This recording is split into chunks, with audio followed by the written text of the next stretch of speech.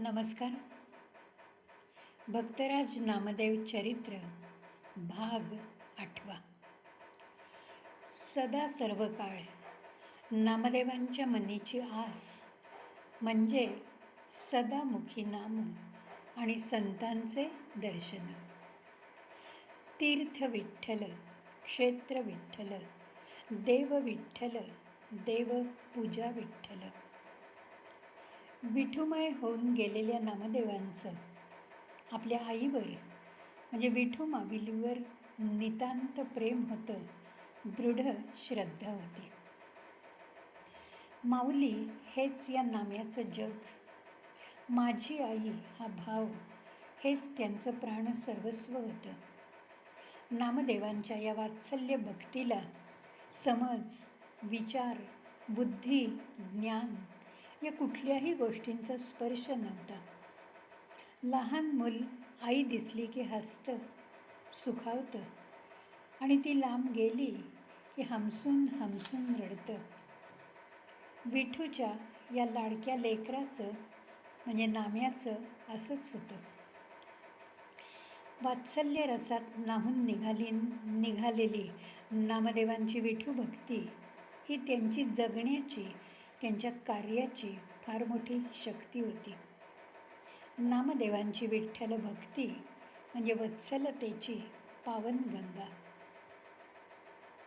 परमेश्वर विठ्ठल एकू रे हा दिव्य साक्षात्कार नामदेवांना झाला खरा, तरीसुद्धा विठू हवाच हा त्यांचा बालहट्ट अखेरपर्यंत तसाच राहिला. विटेवरी उभा दिनांचा कैवारी, भेटाया उभारी दोन्ही बाया. नामदेवांच्या मोठेपणाच्या बालभक्तीत सख्य भाव जास्त आहे. विठू माझी माऊली, मी तिची साऊली. जगातल्या सगळ्या गोष्टीत माझी माऊली सर्वश्रेष्ठ आहे. जगाच्या पाठीवर ती कुठेही असली तरी तिचं प्रेम, तिचं लक्ष, तिचं वात्सल्य माझ्या ठायी आहे असा दृढ श्रद्धाभाव नामदेवांच्या मनात घर करून बसला होता. ती माझी, मी तिचा, बाकी सगळं व्यर्थ. आपल्या माऊली ठायी प्रेम, श्रद्धा, एकरूपता असणं हाच आपला खरा भागवत धर्म. चित्तात जगाविषयी अपार करुणा आणि प्रेम असणं म्हणजे भागवत धर्म. मुखी अखंड हरिनाम म्हणजे भागवत धर्म. एकात्मभाव हे या धर्माचं रहस्य आहे. नामदेव आणि भागवत धर्म दोन्ही निराळे नाहीत. त्यामुळे जोपर्यंत भागवत धर्माचा मानवतेचा झेंडा डौलाने फडकतोय, तोपर्यंत भागवत धर्माच्या या किंकराची आठवण त्रिवार जागी राहील. आयुष्यभर एक व्रत म्हणून नामाचा गजर करणारे नामदेव म्हणजे नामाचा देव.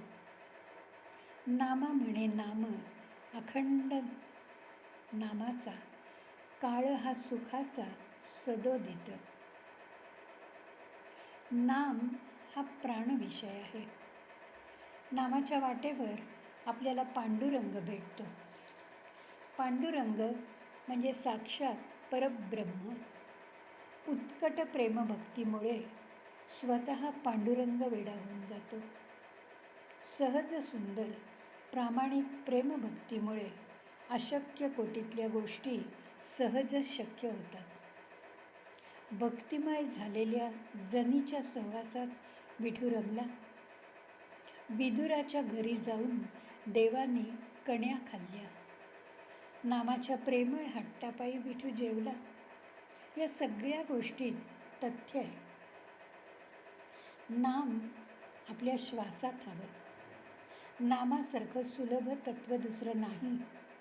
म्हणून माऊली आपल्याला सांगते, हरिमुखे म्हणा, हरिमुखे म्हणा, पुण्याची गणना कोण करी. नामदेवांनी विठूच्या रूपात नामाचा आविष्कार बघितला. तुझे नाम माझ्या मुखी हा छंद त्यांना जडला. विठू नामात अवघ्या विश्वाची गोडी आहे. नामभक्तीमुळे मीचा विसर पडतो. नामस्मरणामुळे मनाची चंचलता कमी होते, मन स्थिर होतं. मन ताब्यात ठेवण्याचा सोपा उपाय म्हणजे नामस्मरण. उठता बसता चालता बोलता अखंड नाम घ्यावं. नामभक्ती अत्यंत महत्त्वाची आहे असं नामदेव स्वानुभवाने सांगतात. नाम ज्याने घेतले सर्व काळ, जिंकला त्याने अंतकाळ. गंगेत जशी पुण्याची कोठार आहे, तसाच नामातही देव आहे. नामा म्हणे नाम, ओंकाराचे मूळ, ब्रह्म ते केवळ विटेवरी. नाम म्हणजे न मम, प्रपंच माझा नाही असं समजून प्रपंच करणं म्हणजे नाम घेणं. मनाला उलटं केलं की नाम तयार होतं. नाम म्हणजे अर्थातच भगवंताचं नाम. नाम हा जीव शिव यातला दुवा आहे. नाम हे साध्यही आहे आणि साधनही आहे. नामाचा श्री गणेशा सगुणात आहे, तर सांगता मात्र निर्गुणात आहे. निर्गुण निराकार भगवंत सगुणात आला तेव्हाच त्याला नाम प्राप्त झालं. सगुण रूप नाहीसं झालं तरी नाम उरतंच. सगुण निर्गुण भक्तीला आधार खरा नामाचाच आहे. लग्न झालं की आपण नामरूप होऊन जातो.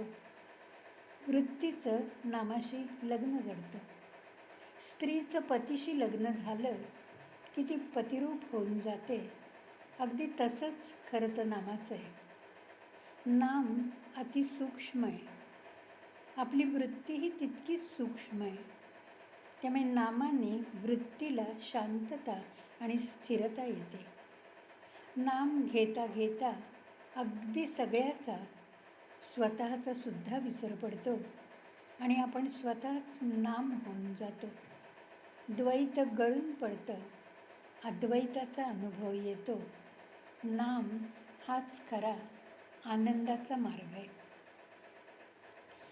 नामा म्हणे नाम, ओंकाराचे मूळ, ब्रह्म ते केवळ विटेवरी.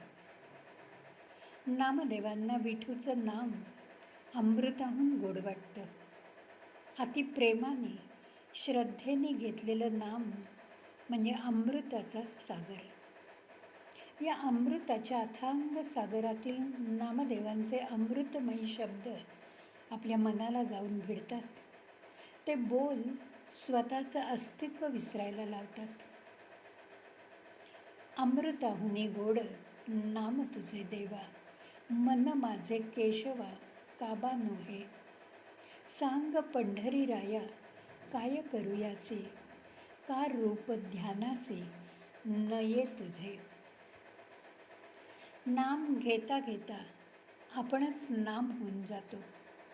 मनातली सगळी खळबळ संपून जाते. निरामय शांती पसरते. मनाचा, देहाचा आपोआप विसर पडतो.